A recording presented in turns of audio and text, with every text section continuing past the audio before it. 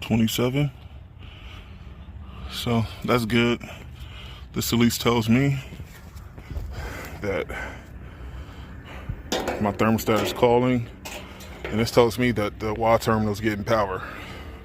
But what we have to do is we have to see why our contactor is not closing.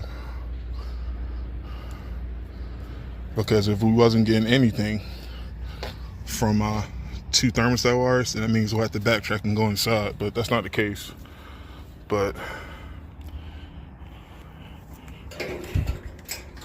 and I know these Avcon units, I'm looking for safeties here. Anything that could disrupt 24 volts out here.